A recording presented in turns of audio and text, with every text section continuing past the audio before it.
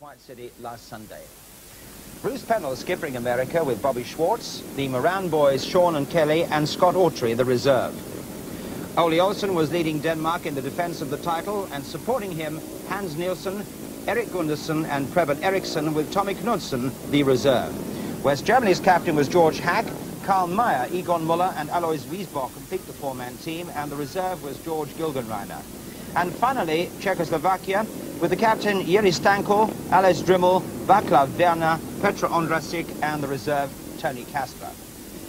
Well, there was a deluge over London last Sunday afternoon which delayed the start of the final, but it eventually did get underway on a damp but drying surface. And after 4 heats, America led with 10 points. Denmark were on 5, as were West Germany, and Czechoslovakia had 4. Let's pick it up now for the 5th heat with Gary Newbon in the pits and commentary by Dave Lanning. Heat 5, and the Danes, the holders, have slipped a long way back behind the Americans, so they bring in their young reserve Tommy Knudsen from Coventry, of course, the world number 3, number 20 on his back, and that's just his age as well. And there's the rest of the lineup. The whole American team really are getting behind their lads. You can see the whole bunch of them out on parade trying to encourage Kelly Moran. And Moran is the only American so far after 4 heats to have dropped a point, finishing 3rd in the opening race. But Kelly notoriously doesn't like it in the wet. Call him at Voyens last year in the World Individual Championship, going out when we had similar conditions. Gutsy little performer though, and he'll be anxious to get in on the act as the Americans consolidate, or try to consolidate, their first ever World Cup final win. Of course, they have the reigning World Individual Champion Pennell and the reigning World Pairs Champions in Pennell and Bobby Schwartz. It would be a remarkable hat-trick for them after so limited experience in the top rank. When he really re-emerged in the World Speedway scene in the last 5 seasons. The full lineup for Heat 5 on the inside, Alex Drimmel from Czechoslovakia, 1 point first time out. Next to him is Tommy Knudsen, the reserve from Denmark. And he'll be in the yellow and black helmet colour. Karl Mayer from West Germany, a 3rd first time out, is in grid 3 in the blue helmet colour. It is a blue helmet, although it's difficult to discern. On the outside, Kelly Moran in red for the United States, who already have established a 5-point lead. And in a World Cup final, that's a lot after only 4 races. It's the sort of competition you must not finish last. And really, the Americans only need to stonewall now, because the other nations are taking points off each other. Here we go, Heat 5. And, oh, there was a mix-up at the start. Moran has gone clear. In 2nd place, it is Mayer. And in 3rd place, it is Drimmel. And it was Knudsen, the Dane, who got the rough end of it. And it really isn't Denmark's day at all, because they're going to drop more points here. There's Knudsen in all kinds of trouble, and you can see the frustration there coming through as Moran stretches away. 2nd Mayer, 3rd is Drimmel. But well, the stars and stripes are really fluttering merrily. And Moran, looking back, has got a mile in hand. They're into the last lap. And really, the Californians are absolutely spread-eagling them. Moran taking it very gingerly around the corner, looking over the pits almost impudently. America win it. 2nd place, Czechoslovakia. Rather, 2nd place, Germany, and 3rd, Czechoslovakia. But really, it is getting to be a bit of a cakewalk for the Californians. Well, that really was a controversial start. And we have to look for what happens to Tommy Knudsen in grid 2 as they start. You can see it's Moran from the outside, and Drimmel comes across. And, well, did he make contact with Knudsen? Certainly, Knudsen was all over the place. Drimmel's out mid-track, and he started from grid 1. It's left the way clear for Kelly Moran, and little Kelly doesn't look those kind of gift horses awry. He moves in front, and Knudsen might well feel aggrieved by that little bit of tactics from the Czechoslovakian. Well, Tommy, you brought all your team here because you're very upset, all of you, about that start. Let's show it to you and tell us what you think happened with Drimmel coming out of grid 1. Yeah, Drimmel, he came right across on me. You know, I didn't have a chance. He came right across onto gate 2, and I got my foot caught behind the chain adjust. I couldn't get it back out because he ran into my foot. And I just can't believe it, you know, the referee is so bad at the starts. Like in the second race with Ollie, they got a flyer, and I just can't believe it that this is a world final, you know. What would you like the referee to have done there then? Well, he should have restarted it, all 4 riders back to the line. Well, the Americans are fast disappearing over the horizon here. They're on 13 points, and that's 6 clear of their next place nation. And a little surprisingly, that's West Germany on 7 points, with Denmark and Czechoslovakia on 5. So the Americans very happy at this stage. They've got Sean Moran, who won his first ride so impressively first time out. He's on the inside. Next to him, Yuri Stancel, big track specialist. And Yuri had a 3rd place first time out, with Reading Racers, of course, in the British League. Eric Gundersen for Denmark, and the Danes really must start picking up some points soon if they are going to get back into contention. On the outside, the rather surprised merchants, West Germany, have George Hack. So here we go, heat 6. And again, it is America, although it is Gundersen who gets across, and that was a good first corner from Gundersen. Around the outside comes George Hack from West Germany, almost hangs himself on the fence. And Sean Moran is back in 3rd place. And the Americans really caught a little napping, caught complacently, as Hack removes his visor as he goes under our commentary position. Took a long time doing it too, and almost allowed Moran to go through. Here's Gundersen. This is Venner for Denmark. Gundersen in front, 2nd place. At the present moment is George Hack. 3rd is Sean Moran. At the back is Yuri Stancel. This is Gundersen, 21-year-old from Esbjerg, former Danish junior champion. And the battle is really developing for the last place. As Stancel moves up to try and challenge Sean Moran. There's the leader. That's Eric Gundersen in complete control. 2nd place Hack, really going out almost on the fence. And this may well be the spark to start a Danish revival. First Gundersen, Denmark. 2nd Hack, Germany. 3rd Moran, USA. And there's Gundersen. I wonder if the holders are really going to come back into contention. They certainly have had some resilience in the past. And the Danes obviously happy that the Germans got up into 2nd place and stole points from the Americans there. Heat 7, and the Danes with the veteran Ollie Olsen on the inside. Czechoslovakia bring in 19-year-old reserve Antonin Kasper, European junior champion. West Germany have Egon Müller on the outside, Bobby Schwartz from the United States. America in the clear at the moment. Schwartz looks like he's already pointing towards the line as the tapes get ready to go for heat number 7. And away they go, and it is Schwartz from the outside, and there's a knock there with Müller, and coming tearing round it is Schwartz, who will not be deterred.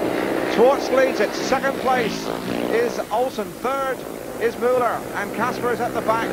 But despite a tremendous knock as they ran up to the first corner, Bobby Schwartz will not be deterred. Olsen is being dropped, and Schwartz, who said that he was going to win this one for his teammate, and Müller's come around the outside, and it looks like Egon Müller is the only rider capable of using the dirt and getting around the outside. He did that in an earlier ride, taking 2nd place, and he's moved up into 2nd place quite comfortably, and the Americans will be pleased about that, although Schwartz can't hang around because Müller is a determined customer and has the motors and the aggression to get by, and Schwartz is aware that he has the West German on his tail and is stretching away. No complacency at all. 3 more points for the United States. 2nd West Germany, 3rd Olsen, not happy in the conditions clearly, and that one consolidates the Americans' lead. Schwartz really is turning out to be their anchor man.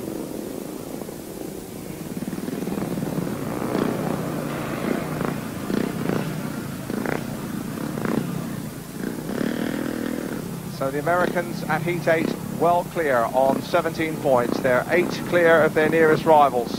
The Americans well clear now. They're on 17 points, 6 clear of the surprise packet West Germans, who bring in their reserve, George Gilgenreiner, a Bavarian on the outside. Now then, we've got Václav Werner for Czechoslovakia, who had a 2nd place first time out on the inside for the Czechs. Next to him, Hans Nielsen, who won his first ride. Bruce Pennell, a race winner first time out. And on the outside, George Gilgenreiner. on his first outing, although he's a big track rider, scored 5 points for Germany. Oh, got a flyer there. As they all budge, they were knocking and nudging and elbows were flying, and it's Nielsen who gets away, and where is Pennell? Pennell's been squeezed out, Werner's in second place, and that again was a very ragged start. It looked like Gilgenreiner got a knock, and so did Pennell. It's let Nielsen get clear, and the world individual champion, Bruce Pennell, is the one with all the work to do, because he's got Václav Werner, a tough, uncompromising character with the Pool Pirates. Gives nothing away, and he's got Pennell right on his tail. I think Pennell's going to move through into second place, just overcooked the corner. And once again, Werner really chopped across. And I think Nielsen is slowing up to try and help Werner, but Pennell will not be stopped. He's round the outside. And here comes Pennell after Nielsen. And this is a little bit more like it. Into the last about 385 metres. And Pennell and Nielsen almost locked together and collided. Nielsen seemed to shut off to go into the corner. Now he's back in command. Here comes Pennell again. And he really is taking tremendous risks, the world individual champion. Just left his effort too late. A win for Denmark. Second, United States. Third was Werner. He really did get in the way of Pennell there and held him back. And that puts Denmark back with 3 points and breathes new life into their challenge. And the Californians who came here to win have shown absolutely not a weak point, and no let up in resolve. Still, this one might well prove to be interesting. We have got on the inside Hans Nielsen, who has been Denmark's, or one of Denmark's most successful practitioners. He has 2 wins to his credit, 6 points. Egon Müller has been the best from the back by no exaggeration. He's come from last to second a couple of times. Alice Drimmel has 2 third places, and Sean Moran has a win and a third to his credit. He's on the outside. So we should have some action and maybe some passing and bypassing and repassing here in heat number 10. Inside then Nielsen, Denmark. Next to him Müller, West Germany. Grid 3, Drimmel, Czechoslovakia. Outside, Sean Moran, United States. And there's some terrible trouble. Down has gone Nielsen, and down too has gone Müller. And that was not a healthy one. There is Müller. And Nielsen is down still. And on his knees, Müller is back on his feet, but none too happy, we can see. And Hans Nielsen is still down. You can see Hans Nielsen, the only Dane in the world final. And the Danish camp, there's anxiety. I can see Ollie Olsen tearing across the centre green. A real tangle at the start, and we've had some ragged starts. And maybe that's the ultimate has happened. There's Ollie Olsen looking over anxiously. Let's have a look at that start again. Now just watch the 2 on the inside. As the tapes go, you can see Nielsen appear to be burning coal. Away they go, and Nielsen snakes across, and Nielsen comes right across to mid-track and picks up Egon Müller. And there was nowhere to go but in trouble for the pair of them. And they both seem to be heading for the grass there. Nielsen goes over the wrong way, very awkwardly indeed. Müller, well, he's in all kinds of trouble. Somehow manages to avoid Hans Nielsen. The bike somersaults and cartwheels. And Nielsen goes down very, very awkwardly, but it must be said it looked as it was his own fault. Well, there is Nielsen getting a lift back to the pits. The referee, John Whitaker, has decided that there was nobody clearly to blame for the incident, and all 4 go back in. And there is Nielsen, and it's going to be interesting to see if he's going to be fit enough to take his place in the restart. So despite that bruising fall, Hans Nielsen comes back into the restart on his number 2 machine. It's a Godden made by Don Godden, of course, down there in Kent. He is their number 1 works rider. So he'll be equally at home on either machine, but it must be said that he's a tough boy to pick himself up from that one. So too is Egon Müller. It's going to be interesting to see how they peel themselves off up to the first corner this time in the restart. Nielsen then on the inside, yellow and black. Next to him, Egon Müller in the blue helmet colour. In grid 3, Alice Drimmel in the white helmet colour. On the outside, Sean Moran in red. So America, we remind you, still a long way clear. They're on 22 points. Denmark are on 13.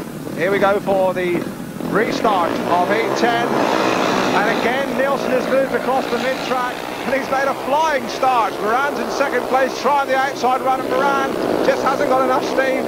Almost picked up the fence himself, lets Dremmel through. But it is Nielsen in front, second still Dremmel. Sean Moran, despite that gut-busting effort to run the first two corners, back in third place. And really, you have to admire Hans Nielsen.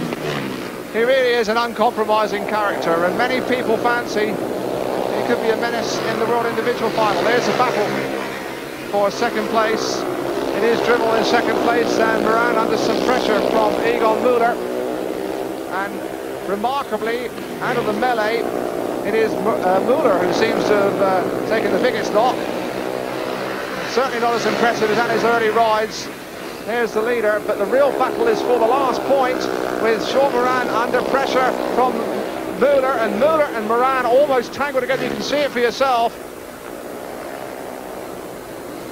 Nielsen is going to win it by a mile for Denmark. Second place Dremmel, and Sean Moran just holding on for the United States. There is Hans Nielsen. Well, who could discount this character in the World Individual Championship? To pick himself up like that from that alarming prang and win it with such ease, well, it takes a very special kind of man and a very special kind of courage. Well, Hans Nielsen, what happened with the first start where you had the crash with Egon Müller? Well, I think I was moving a little bit towards the outside where Müller was, and of course I rear a bit, and as I go out a bit, Müller moves inwards, and we hit together, bang. Because you were chasing the grip and you moved out, do you think you're a little lucky not to get excluded there, Hans? No, I don't think so, because Müller was also moving in towards me, so I think it was both faults, really. Heat 11, let's have a look at the lineup on the inside. George Hack, Germany. Next to him, Václav Werner, Czechoslovakia. Bobby Schwartz, who has been the anchorman of the Americans in grid 3 in red, and on the outside, Preben Eriksson from Denmark. Every time the Danes have looked like coming back, it's been Schwartz who has come out and won a race. Let's see if he can do it again here in Heat 11. Oh, he's got a flyer. An absolute flyer from the start, and there's trouble into the first corner. Hack almost picked up, and Hack still in trouble. Schwartz peels off in front, Eriksson second, third is Václav Werner, and we are having some fun and games out there.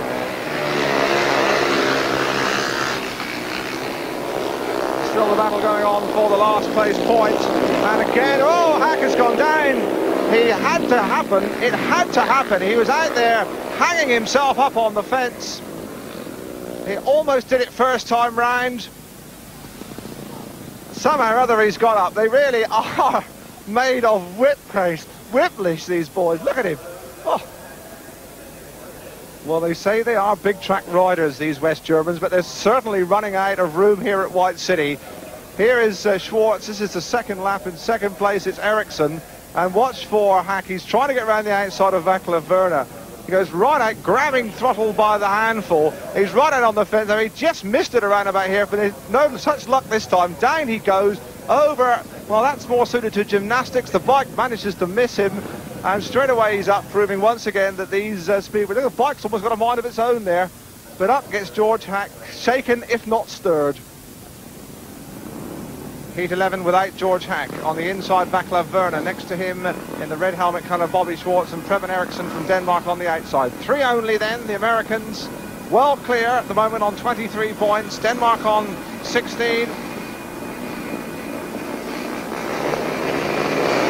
And once again, it's from the outside, and it is Schwartz who shows. Second place is Eriksson, and Schwartz has swung one, and Eriksson trying to strive to find the power. But Bobby Schwartz just seems to have that little bit of extra in reserve every time it's needed. And he's in front. He is unbeaten so far, and he's kicking on for home now in Heat 11.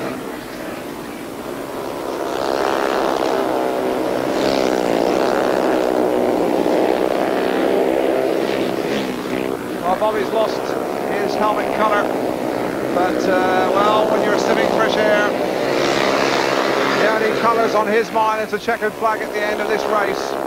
Such an important meeting for Boogaloo. So broken up about the death of his great chum, Kenny Pyatt, came into the team as a replacement for Dennis Sigalos. What a replacement he's turning out to be, leading Heat number 11. Second place Ericsson, third is Werner. But unless something untoward happens, there's going to be no change in that order. And Schwartz again has consolidated America just when it looked like a Danish revival might start. He wins it. Second place Denmark, third Czechoslovakia. And Boogaloo, undeterred by restarts, by incidents, by drama, picks up his third consecutive race win. This is Eric Gundersen, of course, teammate of Bruce Pennell at the British League Champions Cradley Heath. And the Danes, well, they've perked up once or twice, but each time the Americans seem to have just jumped on them and not allowed them any real threat at all. Heat 12, Pennell will be on the outside, the most fruitful starting grid so far. On the inside, Gundersen, Denmark. Next to him, Karl Mayer, West Germany. Grid 3 has Ondrasik of Czechoslovakia. And on the outside, Bruce Pennell, with the Americans on 26 points. Let's watch the start, because some of these starts have been controversial, to say the least.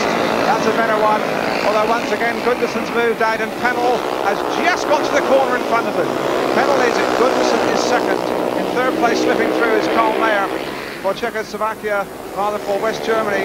But Pennell and Gundersen, teammates, great chance, are back with the way up front.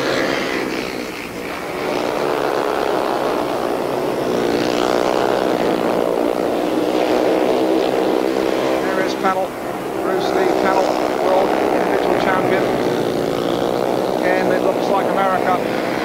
Americans, of course, have never won this title. They were second, rather, this is their second final, and they were second last year in 1980. England have a pretty good record in this, really. They last won it in 1980, quite 4 times on the trot back in the 70s. The country, incidentally, with the best record in World Team Cup finals are the Swedes. They've won it 6 times in 18 outings, but that was all in the early days. Going over the line now, Pennell for America.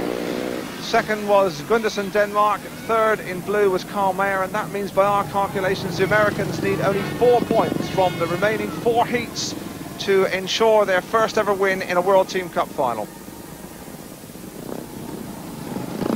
Heat 13, it could be the lucky one for the Americans, because they could win the World Team Cup here. On the inside, Preben Eriksson, Denmark, and he must win this race to keep Denmark in with an academic chance of retaining the trophy. Next to him, the West German reserve, George Gilgenreiner.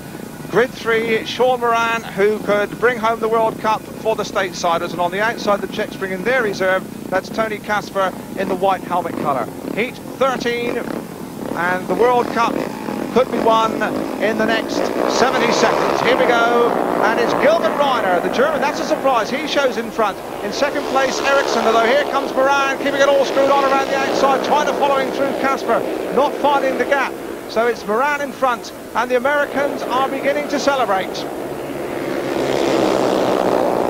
There's Sean Moran, second place, Eriksson. That's not good enough for the Danes. In third place, it's Gilgenreiner. With England going on for the odd point at the back there, with Kasper again almost brushing the fence. But Moran is in front, and the Americans are on their way to glory. They came here to win for their fallen colleague, Denny Pyatt. They swore they would win the trophy for him. They're going to dedicate the World Cup to his memory. They've never really looked in any doubt, apart from a little stutter right at the start of the show. But Sean Moran going away comfortable as you please. He's coming around into the last lap. The Americans at the pits getting ready to celebrate. Just 385 metres to glory for America. Sean Moran in no trouble at all, and the showmanship begins, the wheelies begin. The Americans are on their way to a remarkable hat-trick. And what characters, what colour they brought into World Speedway. They thoroughly deserve this success. Over the line they go, and now the celebrations will begin really from John O'Groats all the way down to Sacramento. Wherever there's American Speedway fans, they'll be celebrating this moment. So America justifying their favouritism with early victory. Lead the score at the end of the final. America the winners of the World Team Cup for the first time with 37 points. Denmark well down in second place with 24. Third were West Germany with 18, and Czechoslovakia gained 17. Well, Captain, Bruce Pennell, first reaction to the first ever World Cup Team Cup for America. Well, I can't believe it, you know. We still have a couple heats left, but I can't even believe my team today, how great they went. You know, we knew that we just knew that we were going to win it. You know, we felt it. We did it for a great guy that we lost, Denny Pyatt, and I'm sure he knows about it right now. It's just, the boys did a great job. I'm so pleased. Bobby Schwartz, Denny, you've ridden tremendously well yourself in this meeting. Obviously, you've been the star of the show, really. What about your friend Denny Pyatt, then, who used to live with you? Well, my friend is our friend, and we love him very dearly, and this was dedicated to him. I've been training, doing everything I could possibly do to get my right frame of mind to win this meeting today, and Gary, it's just gone beautifully. I'm really proud of all the people involved with helping us, not just the riders, but the mechanics and managers. It's everybody involved. It's been beautiful.